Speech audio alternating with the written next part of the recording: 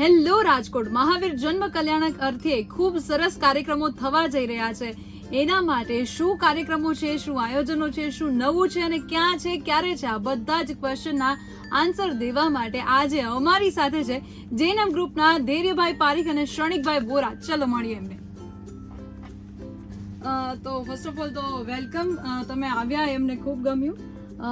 Jainam group આમ તો ઘણા બધા કાર્યો કરી રહ્યા છે, પણ એક્ઝેક્ટલી જૈનમ ગ્રુપનો મુખ્ય મોટિવ આપણે કહીએ કે આ બધા જેટલા કાર્યક્રમો થઈ રહ્યા છે એનું મોટિવ શું છે કાર્યક્રમોને લઈને?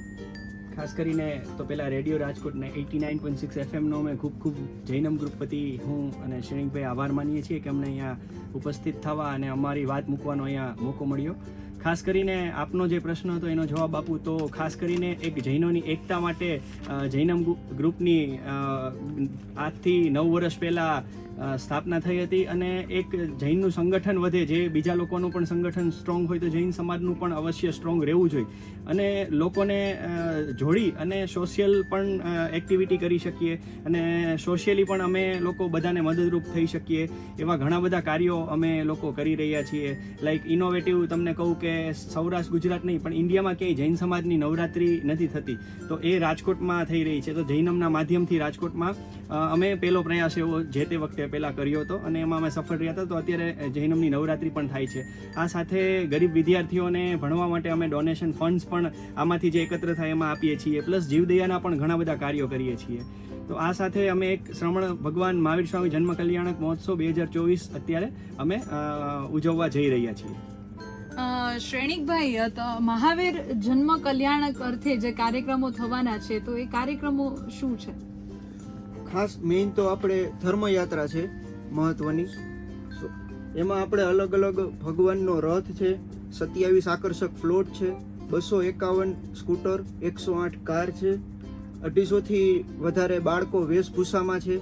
અલગ અલગ જગ્યાએ રંગોળી અને ચિત્ર સ્પર્ધા પણનું પણ આપણે આયોજન કર્યું છે. સાથે રાસ મંડળી, બગી, અનુકંપા રથ, એ બધી અલગ અલગ પ્રકારનું તમે સમજો ને કે ઓલમોસ્ટ 3.5-4 કિલોમીટર નો રૂટ આખો છે, જે સવારે મણિયાર દેરાસરથી ચાલુ થશે અને મોટા ઉપાશ્રયે આપણે રૂટ ઈ પૂરો થશે.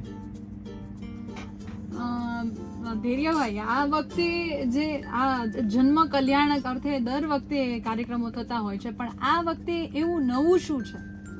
ખાસ કરીને આપણે વાત કરીએ મુજબ કે અમે હર વર્ષે કંઈક ને કંઈક નવું લઈ આવવા માટે અમે કંઈક પ્રયત્ન કરતા હોઈએ છીએ. તો ખાસ કરીને અમે લાસ્ટ ટાઈમ પણ કર્યું હતું કે તમને ખ્યાલ હોય તો મહાવીર સ્વામી ભગવાનને ઝુલાવવા માટે અમે પ્રભુજીનું પારણું પણ કર્યું હતું. એમાં અમે આ વખતે ઘણું બધું નવું કરવા જઈ રહ્યા છીએ. પ્રભુજીનું પારણું એટલે કે મહાવીર સ્વામી ભગવાનનો જન્મ કલ્યાણક હોય તો જૈનો અને અન્ય જૈનેતરો લોકોને, અન્ય જૈનેતરોને પણ આનો ખ્યાલ આવે કે ભાઈ આજે મહાવીર સ્વામી ભગવાન કોણ છે, મહાવીર સ્વામી ભગવાનની વિશેષતાઓ શું હતી અને એમનો જીવન ચરિત્ર કેવું હતું, એના ઉપરથી અમે એક આખો એક ફ્લોટ તૈયાર કરીએ છીએ ખૂબ મોટો, અને એમાં અમે એમનો ઝુલાવવા માટેનું એક આયોજન કરતા હોઈએ છીએ. આ સાથે અમે એક એનિમેશન ફિલ્મનું પણ આયોજન કર્યું છે, જે ઓલમોસ્ટ એક આગલા દિવસે અમે કરીએ છીએ. સ્વામિનારાયણ મંદિર ભૂપેન્દ્ર રોડ ખાતે 20 તારીખના 8 કલાકે આપણે એ રાખેલું છે એનિમેશન શો. એ સમગ્ર શો આખો ભગવાન શ્રી મહાવીર સ્વામી ભગવાનના આખા ચરિત્ર ઉપર, જીવન ચરિત્ર ઉપર આખો શો રાખેલ છે. અને ક્ષણિકભાઈ, આમ જૈનમ ગ્રુપ છે એ અન્ય બીજા કયા કાર્યો કરી રહ્યા છે?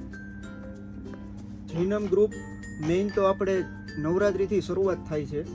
એના પછી આપણે અલગ અલગ આખા વર્ષ દરમિયાન 4 થી 5 અલગ અલગ જૈન સાથે બધા જૈનો ભેગા થાય એ રીતનું કાર્ય કરે છે.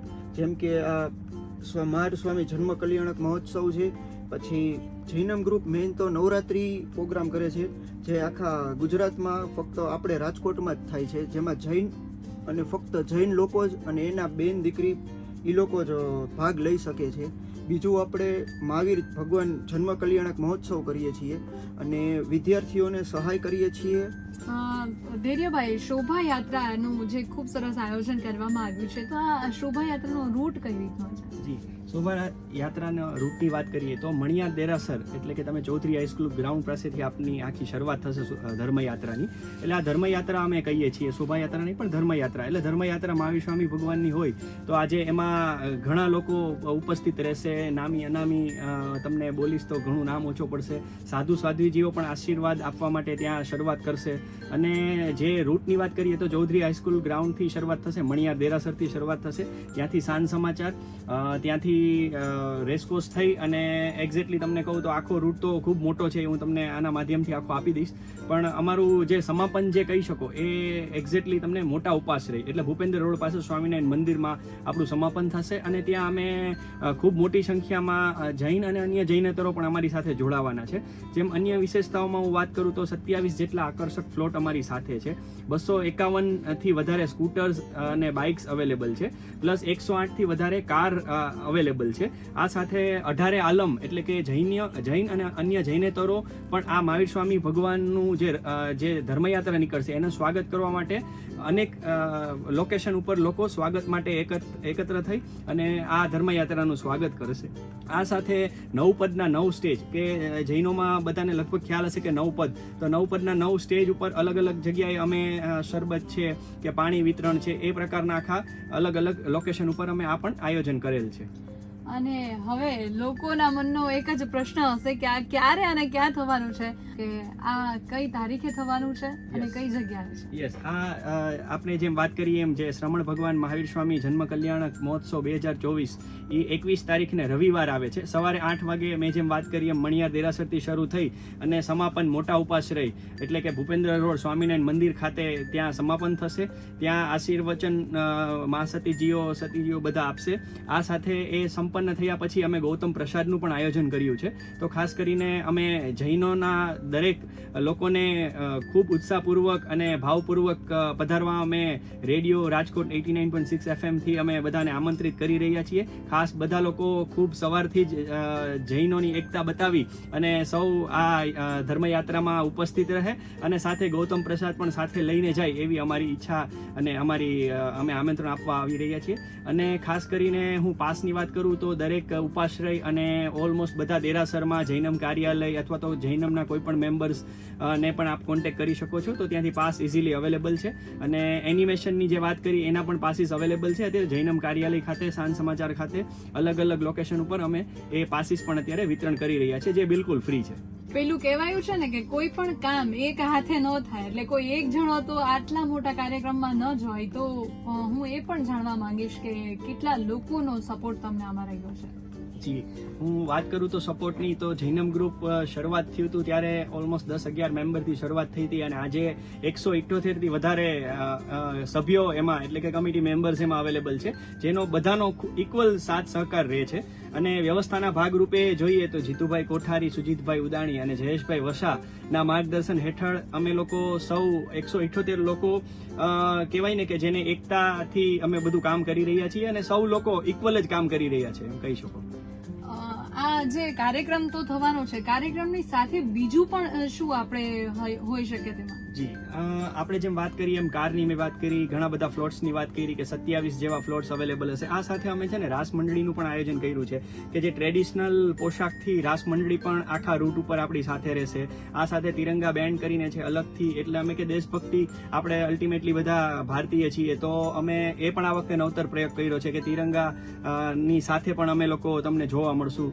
આ સાથે તમે જુઓ તો અમે રંગોળી અને ચિત્ર સ્પર્ધા પણ છોકરાઓ માટે અને એજના બાળકો માટે રાખેલી છે. જેમ વેશભૂષા રાખેલી છે, 251 થી વધારે અત્યારે રજીસ્ટ્રેશન થઈ ગયું છે અને રંગોળી અને ડ્રોઈંગ સ્પર્ધા પણ આપણે રાખેલી છે. અને શું છે કે રોડ ઉપર આજે તમને ખ્યાલ હોય તો દર વખતે કેવું હોય કે આજે ભૂસાઈ જતું હોય એવું થતું હોય છે. તો આપણે શ્રીમદ રાજચંદ્ર નું આપણું ફુલછાપ ચોકમાં ત્યાં જગ્યા છે, ત્યાં 3 દિવસ માટે અમે લોકો માટે પણ ખુલ્લું મૂકીએ છીએ અને ત્યાં પણ અમે લોકોને આમંત્રિત કરશું કે તમે લોકો જોવા આવો, અમારી રંગોળી અને ચિત્ર સ્પર્ધાનું બધું ત્યાં લાઈવ તમને નિહાળી શકશો.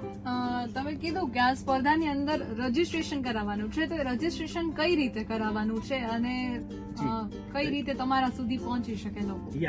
રજીસ્ટ્રેશન માટે જેમ વાત કરીએ એમ કે જૈનમનું કાર્યાલય અહીંયા જાગનાથમાં જ છે, તો જાગનાથ થ્રુ જ બધું અમારે કાર્યાલય થ્રુ જ બધું ટૂંકમાં તમારે રજીસ્ટ્રેશન નહીં કરાવી શકશો. અને અમારે કેવું છે કે જેમ વાત કરી 178 લોકોની ટીમ છે, તો અમે બધામાં અલગ અલગ છે. માની લો કે રંગોલી સ્પર્ધા છે, ડ્રોઈંગ છે, પ્રભુજીનું પારણું છે, એમાં અલગ અલગ લોકો અમે નક્કી કરેલા છે. એ લોકોને તમે કોન્ટેક્ટ કરીને કરી શકો, પણ તમે જૈનમ કાર્યાલય ડેફિનેટલી એક જગ્યા ઉપરથી જ બધું તમારું રજીસ્ટ્રેશન ને બધું ત્યાંથી માહિતી તમને મળી જશે.